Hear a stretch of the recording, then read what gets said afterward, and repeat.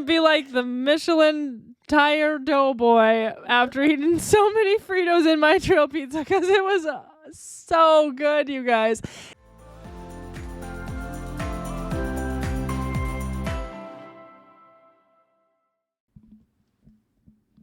Hi, I'm Carrie. And I'm Molly. And you're listening to the Two Sisters on Adventures podcast. Today we're going to be talking about our time in the winds, day 2. Day 3. I had it written down as day 3, but then I started thinking, no, it's a different day. No, it's only day 3. So we woke up that morning at Lower Jean Lake, I believe we decided it was. And we were so excited because it hadn't rained all night, which meant that our tent was actually dry. And that honestly just feels like such a big deal when you're doing a multi-day backpack because it doesn't get everything in your backpack wet. And it just is nice to know that at night you're going to be able to set up a dry tent. I feel like we were a little bit more efficient this morning than most. There was no one else staying there still, which was kind of cool, but we'd already pre-dug our cat holes the night before, and I feel like we were just raring to go. So this day I described in my journal, I said we had a visual feast all day, and I will say it's just like every day was beautiful out there, but this day was really, really striking. Some of the scenery that we encountered honestly reminded me a lot of the John Muir Trail, and more specifically of the Muir Pass portion of the John Muir Trail. But before that happened, we had to get going, right? Exactly. And I don't have too many memories as far as just the process of getting ready to hit the trail. But once we were on the trail, we finally got to go downhill after going uphill the entire day before. So it was just the lakes, the granite, the green grass. It was just all so very beautiful. And we really soaked it in as we traveled until we made it to the junction for the Titcomb Lakes, where we then had to decide on kind of another inflection point on our trip, what exactly we wanted to do as far as our route. And we really were going back and forth at this moment, but I feel like we kind of, the rain clouds were just gathering, and it was like, okay, the Titcomb Basin was only a few miles away. Like, I think it was only maybe 4 miles from where we were. So it kind of felt like we could go 4 miles, and then we were going to go up onto this exposed rocky pass as the storm clouds are literally just building and building. Or should we just keep hopping down the CDT and just kind of take the cards we'd been dealt on this trip and enjoy what we were seeing? And we even talked because, we had enough food that we could be out there for 8 days. We talked about do we want to just try to go to the Titcomb Lakes and just camp there and just try to enjoy the scenery and then just continue on the CDT, or do we want to just go to the lake and just see it and then come back? But either way, I think the shortest distance we would have to add on would be 3 miles, and it just didn't make sense because I wrote in my journal, not only was it beautiful, but just that the miles were very hard. So it wasn't feeling like anything was coming too easily, and the thought of adding on another 3 miles here, 3 miles there just felt like it wasn't a smart idea based on just how physically tired I was feeling on this hike. So we decided that we were not going to go to the Titcomb Basin, but we decided that we were just going to take a little break, maybe eat some snacks, think about how we probably weren't going to go to the Titcomb Basin, but were we going to decide to go randomly at the last minute?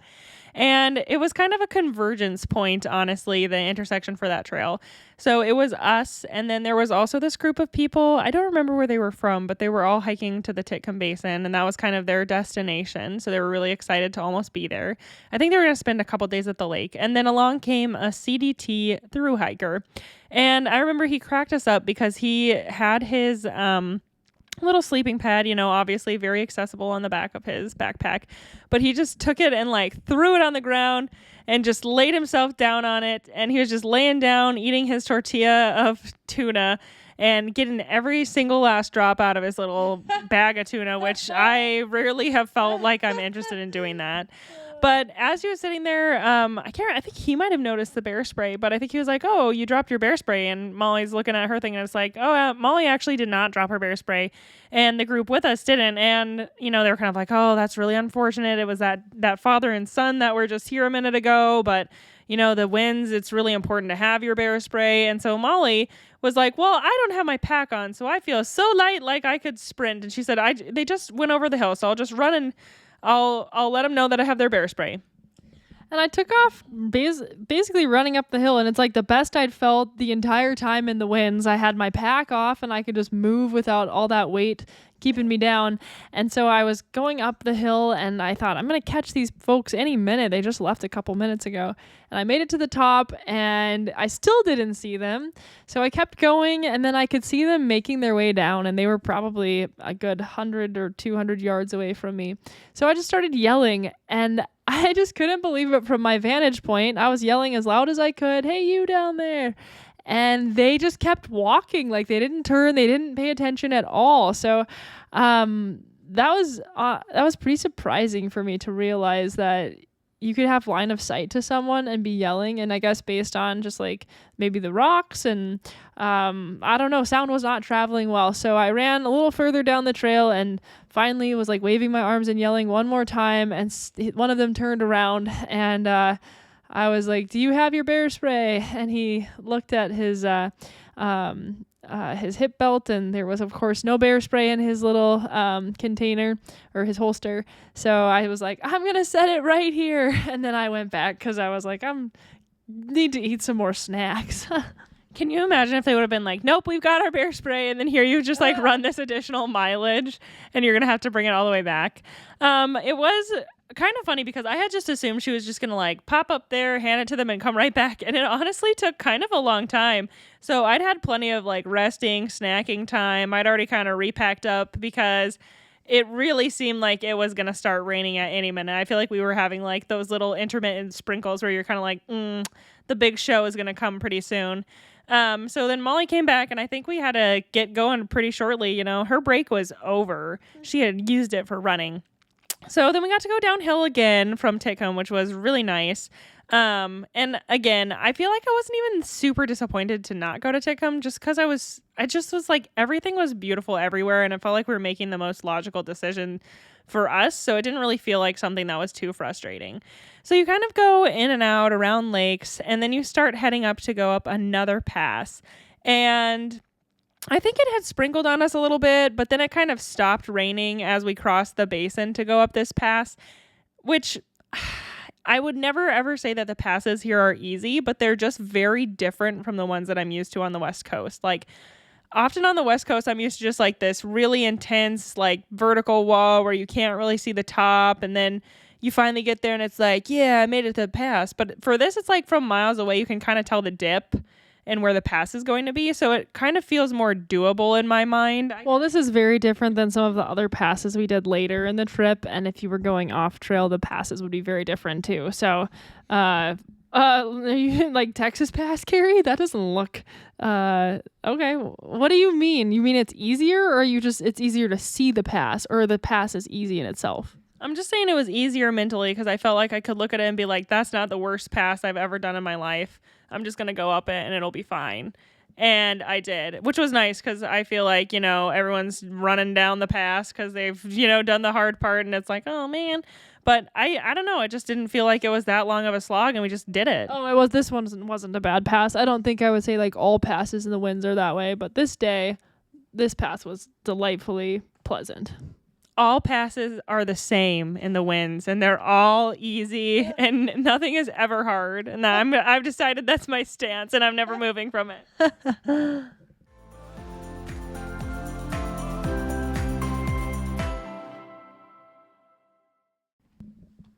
At the top of this fun, easy pass, we sighted a group of something more exotic than a moose. A group of Minnesotans on a backpacking trip. This was actually kind of surprising to me because I don't know a lot of Minnesotans who go backpacking, which is just probably because I started my backpacking in Oregon and Washington and California. So of course I'd know more people from the West Coast that backpack than people from the Midwest or this far east. But it was kind of fun because we got to the top of the pass and there was this family, everyone's having lunch. They were all clearly enjoying their time together, and we definitely heard their accents. Now, I know some of you are like, oh, you guys have such strong accents. Well, you should have heard this group of people. They were all just so polite and fun to visit with. It was like a grandfather and his kids and their kids.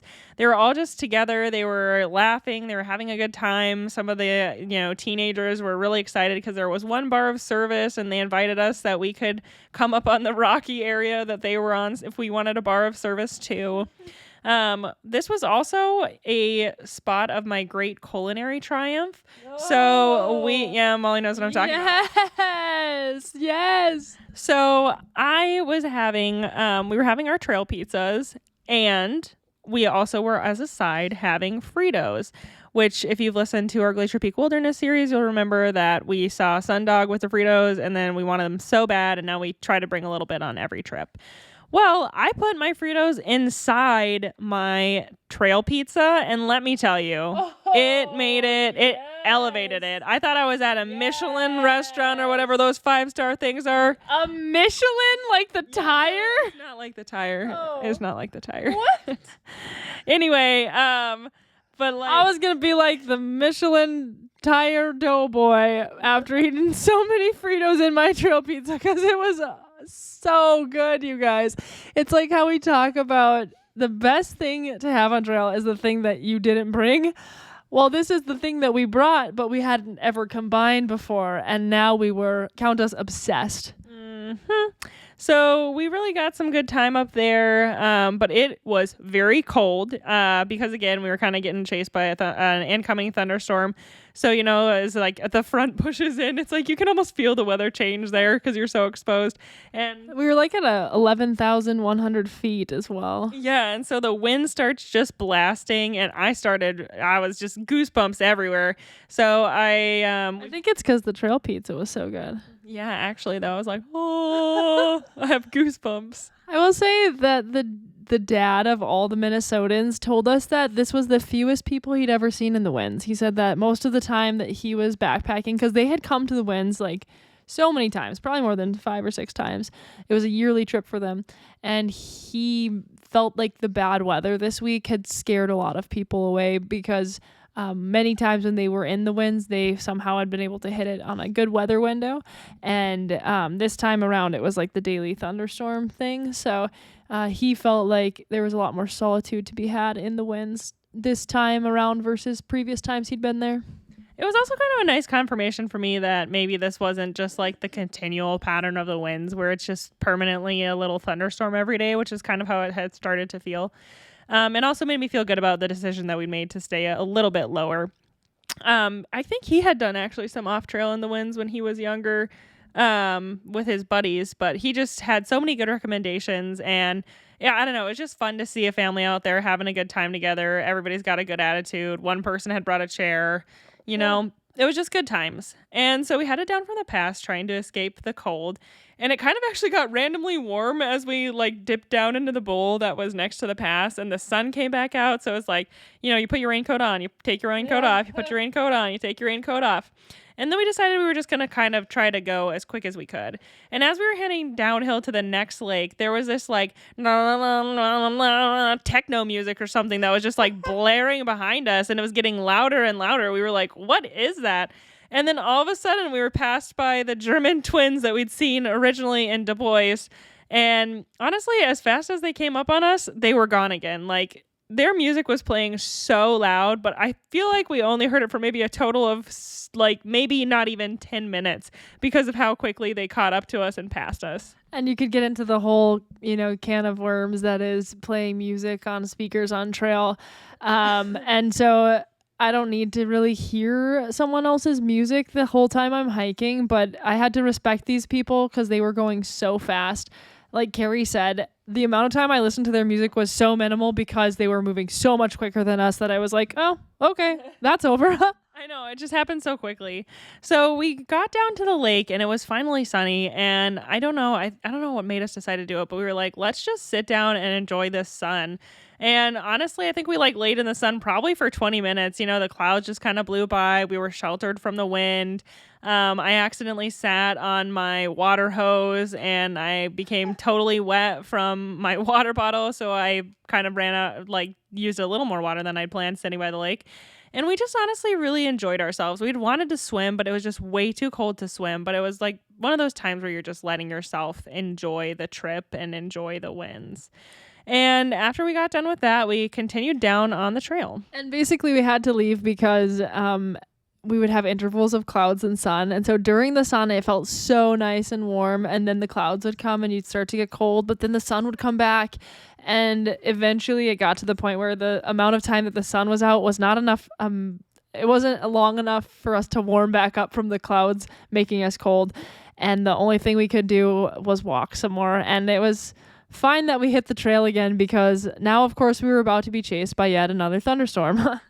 So we obviously had made it down a pass, and then we're going to start heading back up a pass when the thunderstorm really began in earnest. We put on our rain gear, and we kind of decided we weren't going to put the tent up for this one. We were just going to wait it out. It looked like it was going to be kind of short.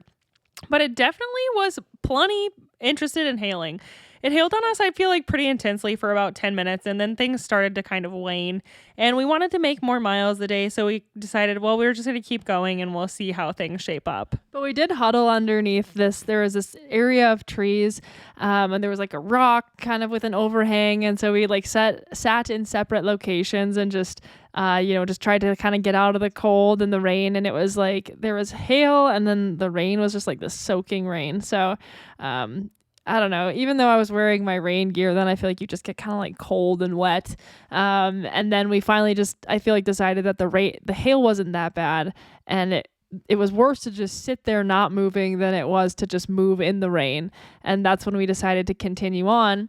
And we'd walk down the trail maybe another 200 feet, and we actually ran into another group of people. And it was probably 5 or 6 guys. And they were all huddled under the tree as well, their own tree. And I think we asked them what they were up to out in the winds. And this confirmed our theory that every person that we met on this trip was either a CDT thru hiker or a person who had bailed on the Wind River High route, I guess with the exception of the family from Minnesota. And so they had started on Andrew Skirka's Wind River High route, and they'd started on the south end. So they had summited Wind River Peak, and there's this, I believe it's a west-facing gully on that peak that's supposed to be pretty gnarly. And they were telling us about how that descent was gnarly and showing us this trekking pole that had like broken in half when they were trying to go down. And basically they just... And the funny thing I feel is like the Andrew Skirka route has this poll on people where they're like telling us like, we're so miserable, it's horrible. They're like, so I think we're probably going to try and jump back on the route in a couple miles here at this one place. And I'm like, I don't know, guys. It seems like it's still just thunderstorms to me, because they'd bailed off of the trail because it was just, I think they'd been up high kind of for some thunderstorms, and they seemed to find that really unenjoyable. But yeah, it was really just confirmed you're either a thru hiker or you've bailed on the Skirka Trail if you're on the CDT when it's, I guess, bad weather. And basically their parting words to us is like, hey, just, there's a ford coming up, so you guys are going to have to get your feet wet and your legs wet coming up. And we were like, okay. And I hadn't realized this, but at least in this section of the CDT through the winds, we were going to start kind of like as we had moved through the range and we were going to continue south, we were going to start hitting a lot of ford crossings where the water, it's not running too fierce or fast, but you have to wade, at least knee deep, if not deeper. And this area was like, we got to it, just a minute or two after we met that group. The water was pretty wide, but it just looked like kind of this muddy, kind of like icky water, the kind of water that you just don't really want to walk through. And honestly, I just felt kind of like both efficient and lazy, right? It's like, okay, if I walk through this water, I'm probably going to want to swap my shoes because I don't want my shoes to be soaking wet before a thunderstorm. And then during a thunderstorm, and then, because it's different, right? You can get rain on your shoes, but it's different when you walk through water that's like 3 feet deep. And then it was like, I'm wearing my rain pants, so I'd either have to take my rain pants or roll my rain pants up. So it just felt like it would be super inefficient to ford it. So we decided we were going to look for a rock hop. And of course, like looking at it now, it's so deceptive because you see it's like you get to it and it's like this broad area of the river. And so it almost looks like you could just go around it because it just looks like it's like a pool. So we were like, well, there's kind of like this, I think there's a little bit of a user made trail. So we just decided like, let's see if we can rock hop it. So we kind of go around and we have to like bushwhack kind of where we're pushing through all these bushes. And then of course doing that, it just, all of the rain that's sitting on the leaves showers on you. So now you're just getting like pelted with all of the rain from the storm that was sitting on the leaves of the plants. And so we finally make it to an area where it's narrower, but you can tell that the water is very deep. Like it's probably more than 10 feet deep and it's running fast. And of course there are rocks, but no rocks are close enough together to make you confident about your ability to step. Like it would be like jumping between rocks with, you don't know how slippery they are and you don't want to fall into the water. Like it doesn't look like a good place to actually go for a swim. So we probably spent, I don't know, 15 minutes just trying to navigate options. And then, you know, it's kind of disappointing when you realize actually this little shortcut we were going to take to try to not get our feet wet and not go in the mud has actually cost us way more time, and we're going to have to go back to the ford and take off our shoes and cross. Yes. So as we came back to the spot where we were going to have to cross, there was another hiker that was hiking towards us, and she said, "Oh, did you find a place to rock hop?" And we said, "No," because we're kind of irritated, right? And so then she was like, "Oh, okay, so how did you cross then?" And we were like, "Oh, we haven't crossed yet. We're going to cross right now." She had thought that we were coming from a different location because we had found a better crossing point, and she also didn't really want to walk through it. But at times like these, you got to do what you got to do.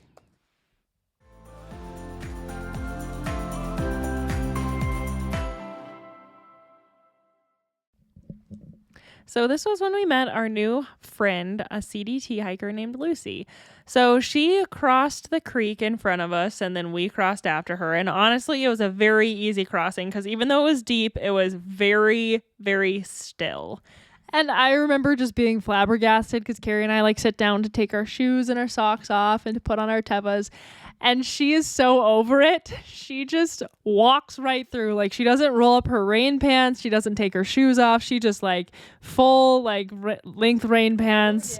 Full regalia, just straight through that crossing. She's just booking it because she obviously needs to get to Mexico at some point. So we crossed it, and like Carrie said, it was so silly. It was the most chill crossing. It wasn't even that muddy. It was fine. And so then we came out on the other side and then had to put back on our shoes and socks. Yeah. But first of all, we actually followed her because it was like super wet with a lot of puddles, and it kind of feels like there's no point in putting your somewhat dry-ish shoes on after and then just walking through puddles. So we kind of followed her for a little bit, and then we stopped to put on our shoes and socks. And I thought she was probably going to just hustle away when we sat down to put on our shoes and socks. We'd started visiting with her, and we were just having a really good time. But I was like, I can't just keep walking in my wet tevas forever. I got to swap. So I kind of was like, oh, sorry, I got to put my shoes on. And I figured she'd just be in such a hurry to get to Mexico that she wouldn't really have time to wait for us to put our shoes on. But then she was waiting, and I realized, oh, maybe she kind of would like to hike with us. And I think she even said, I think we said that we were gonna hike 1 or 2 more miles, and she was like, "Oh, I'll hike with you guys then, because that'll be fun to just have some people to visit with and just to like enjoy the winds together." And so it's interesting because, of course, we immediately started a conversation, and Carrie and I had like touched base briefly with some CDT hikers, but we hadn't really had an unlimited audience with one where we could just ask them questions and see what it's like, because the trail, we've had a lot of familiarity with people who have hiked the PCT, having lived in the Pacific Northwest, but the CDT is its own beast of a trail with some very unique challenges. So we really enjoyed asking her questions about what it had been like to hike the CDT, and of course she'd actually done the Pacific Crest Trail the year before, and she'd done it southbound, which is not as many people do it that way. And so she's also doing the CDT southbound. So she had kind of a unique way that she was going about it.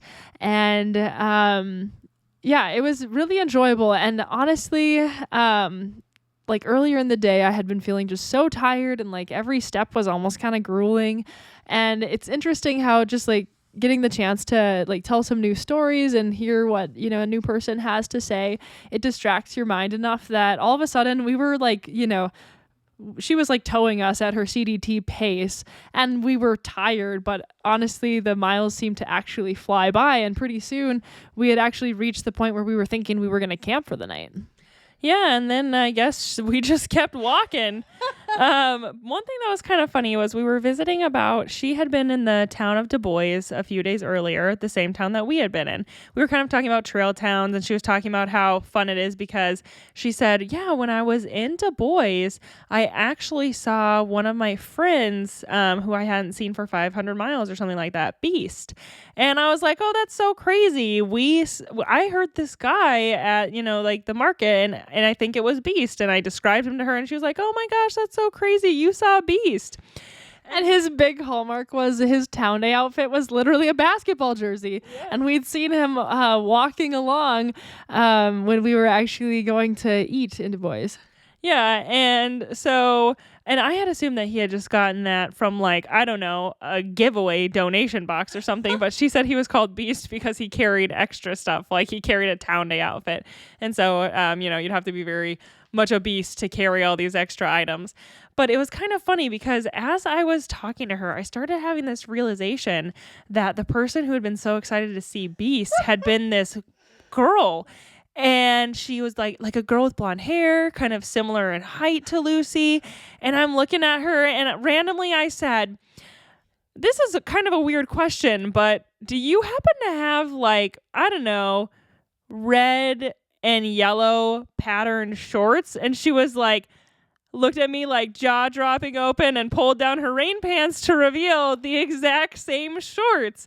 And I don't know if I would have ever been able to confirm otherwise that it was actually Lucy, but what a crazy coincidence. And I think that's something that people on the CDT or long distance trails love, is how those full circle moments just kind of like randomly come together, where I saw her in the store. She was excited to see her friend Beast. And then here we were, you know, days later for her, 100 miles later, and we're hiking the same trail. We're sharing the same trail together. We're, you know, becoming friends. We're sharing stories. And it was so funny, though, because she was like, I actually did choose these shorts because I thought they were so cool that they would like stand out. So I'm glad to hear, because like of what I remember of her, the shorts laid the like strongest impression. Because I feel like when I saw them at the store, I was looking at them like, man, I would like a pair of shorts like that. I wonder where she got them. So it was funny to actually re-meet her in the literal wild. And we, as we were walking through, we crossed through just one of the most absolutely gorgeous basins where it was just dotted with small lakes or tarns. And then it was raining basically the whole time we walked with her.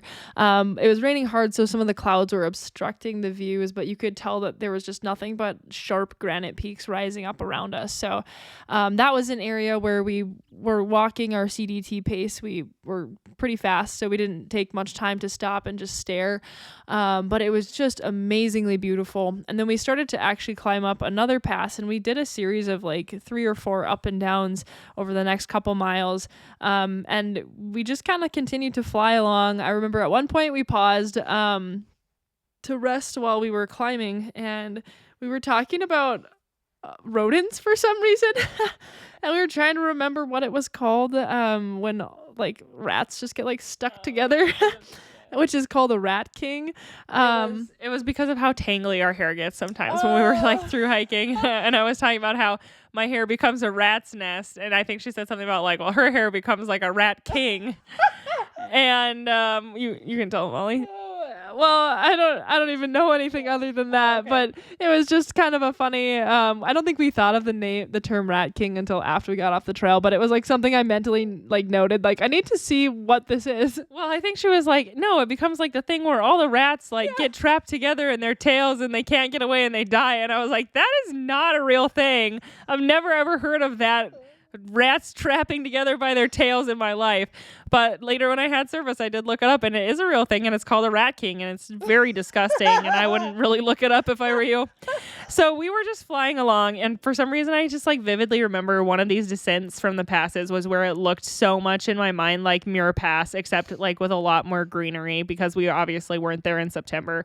And it was just fun to visit with her and listen to kind of like her perspective on what it's like to do a really long through hike like the Pacific Crest Trail, and kind of how it changes you and all these different experiences you get to have. So that was just, we were just having such a good time. It was also funny to just talk to her because we had seen other people when we were in Du Bois. And so we would like describe different people and be like, well, this is a person that we saw. And she'd be like, oh yeah, I know this person from the PCT and the CDT. And she just like list them all off. So it was interesting to see how even though it's a large community, it's also a small community. Yeah. And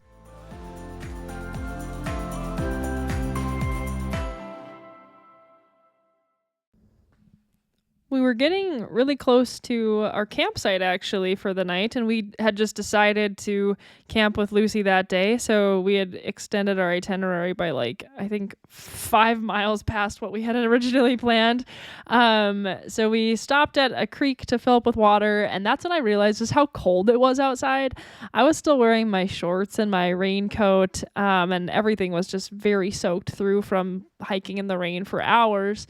When we stopped to get our water, it's like when you put your hand in the cold water and then you also realize the air is really cold and then you just suddenly feel really cold. I was happy to think about how we were going to get close to where we could pitch our tents and try to actually warm up a little bit as I was just soaking wet. So we filtered our water basically as fast as we could, and then we were heading even faster, it seemed, to try to get to our campsite.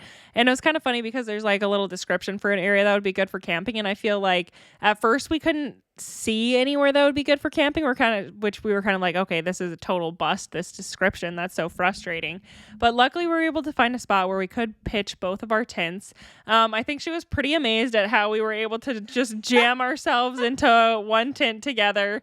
And it was kind of funny, but not funny. So, it's raining super hard. So the first thing you focus on is you just throw your tent up and you get inside your tent to get out of the rain. And then we decided, okay, well, I guess we'll put on our dry clothes. And then you're kind of like, well, shoot, my rain pants are wet. So I don't want to go out of my tent, because I don't want to get my dry pants wet.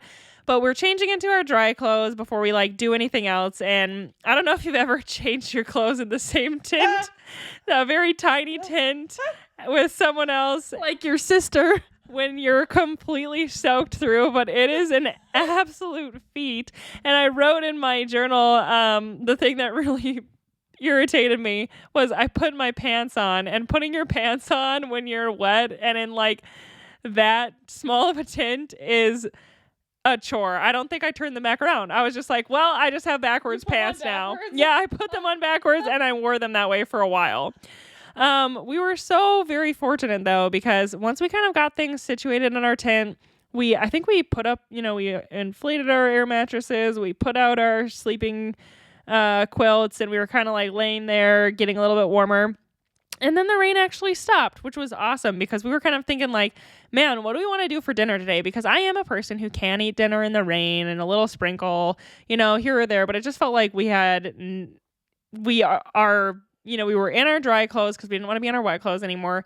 But our, rain pants were wet. So it was just trying to think through the logistics was just too hard, it felt like at the moment. But then the rain clouds cleared, and it was actually really probably about as pleasant as it had been all day in the evening. So we were able to get out of our tent. It kind of warmed up. We were able to make all of our food and eat it. And we were still just having such a good time being able to visit. I just feel like that really just added to our day on the trail. And once we were done eating, we all tied up our bear bags. And first of all, we witnessed just a glorious sunset. It wasn't one where you see like the sky like lighting up, with the clouds being highlighted. It was one of those where it was just like this massive orange glow as the sun went down. So it was really fun to see a cool sunset.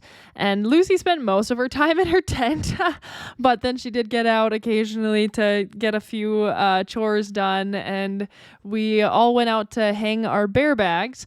And Lucy gave us one of her tips where she makes sure to twist the bear bag at the top to try to really make sure that no rodents can get in it, which of course we had already seen a mouse running around the campsite. Which we were not yet traumatized by mice because we hadn't done the John Muir Trail yet. So though I was like upset to see a mouse, I was not. I feel like if I see a mouse at a campsite now, I'm going to be like, ah! But at the time I was like, oh, that's crazy, a mouse. That's disgusting. I hope it doesn't come into my tent. Which Lucy did not like mice. So I'm going to guess it's because she spent even more time on trail than we had and was already traumatized by them. So she was kind of concerned. And then she got up to like check her bear hang and then told us there was a mouse crawling on it. So then I feel like we all had to go and like recheck our knots and make sure it's fine. And the irony of the Ursack is it can keep your food safe from a bear for quite a while, but it can't withstand just a rodent or a creature with sharp teeth like working at it for a while. So we had something to feel a little concerned about, I guess. Always good to have that. And then we got into our tents with our little concerned feelings. We stayed up later, I think, this night than we stayed up any other night on trail. It was just funny because, we're in our separate tents, but somebody would make a comment and then we'd all be laughing and then we'd all be talking a little bit and telling stories. And it just truly felt like an on-trail, like sleepover, like you'd have it back in the old days. I know. I felt like I was a kid again at a sleepover. And one of our favorite things was Lucy said that she did not like mice because of their creepy little beating hearts. And I feel like we just laughed and laughed over that for such a long time. But this was honestly, a very fun day, plenty of challenges, right? I mean, it was very rainy. It was very cold. For some reason, when I was going uphill on the passes, I felt like I needed to poop. But then I didn't want to say like, oh, you guys mind if I would just stop us on hiking and I dig a hole? And then I just was able to get over it, I guess. So there's challenges every time, but it was a very fun day.